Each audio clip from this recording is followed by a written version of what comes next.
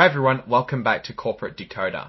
Today we're diving into some financial reports, but don't worry, I promise to make it less boring than doing your taxes, or, well, at least I'll try.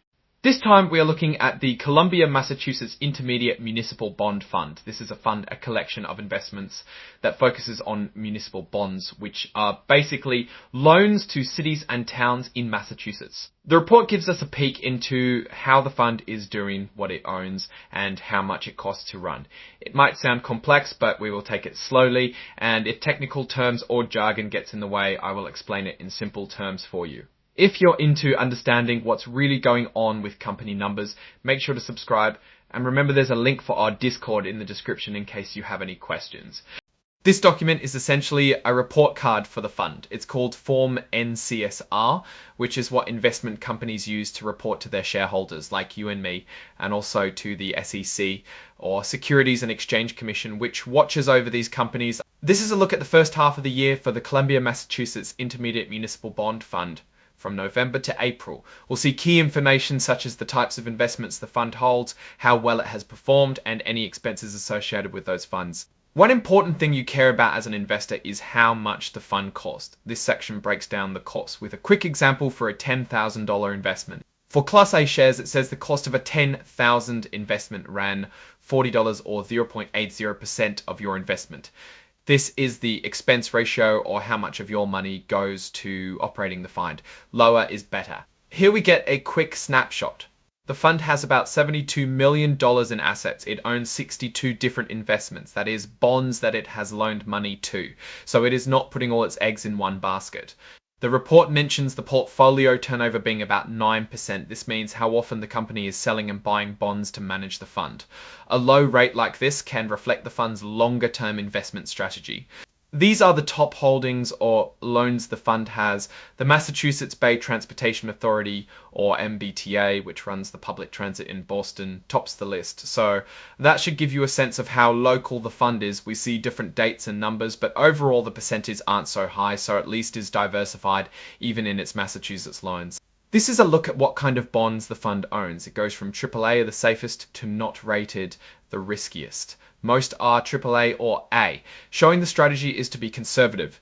The fund has different kind of investments, which we can see listed in investments and securities. They are broken down. This section is interesting because it gives us actual info about every individual investment. I'm going to scroll down so that we can talk about it, but not look at every single one, because bonds are often low growth. You should pay attention to the yield. For the New York City Municipal Water Finance Authority, a big loan of about $1 million is producing an annual yield of only 2.5%. When you compare to inflation, this is not a large income. Now we get into the official financial statements. This shows what the fund owns, owed, and ultimately what it's worth.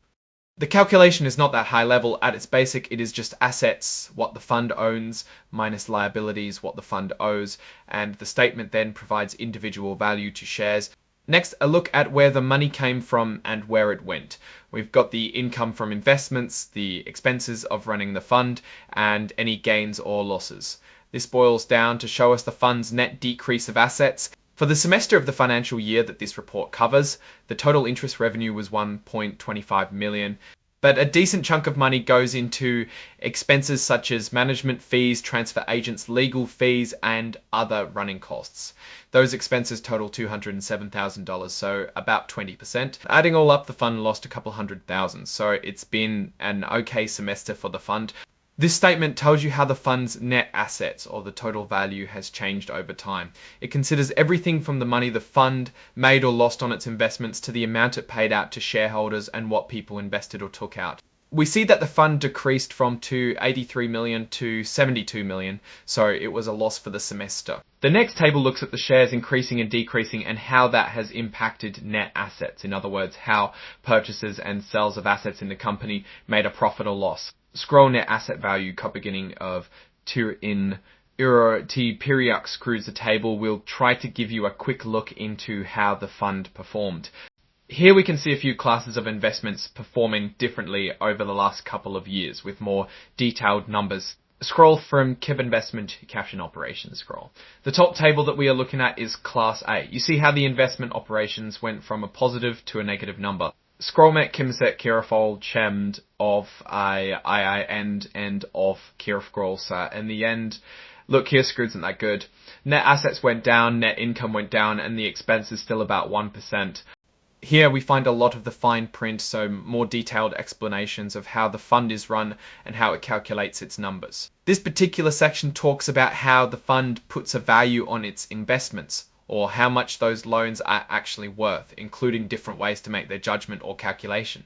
The fund is managed by Columbia Management Investment Advisors LLC, but this is all pretty standard information. Now this is very interesting. In this section, the company openly discusses the risks that might negatively impact the fund.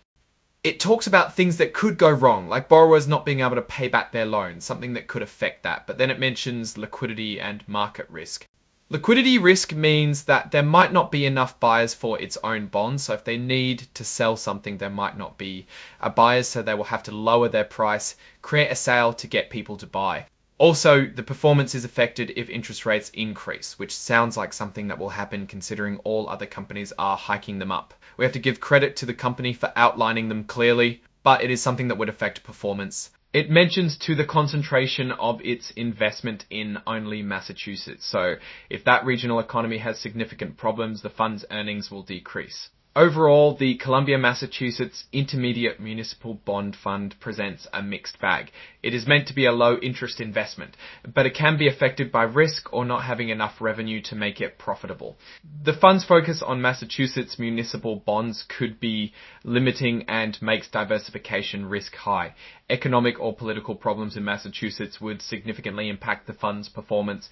There's some pretty standard performance with some potential issues, so I would say proceed with caution if you are thinking about this. Alright, that's our breakdown of the Columbia, Massachusetts Intermediate Municipal Bond Fund.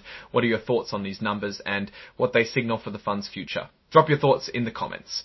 If this analysis was valuable, hitting that like button really helps, and subscribe for more deep dives. Don't forget to check out the Discord in the description. Thanks for watching, see you next time.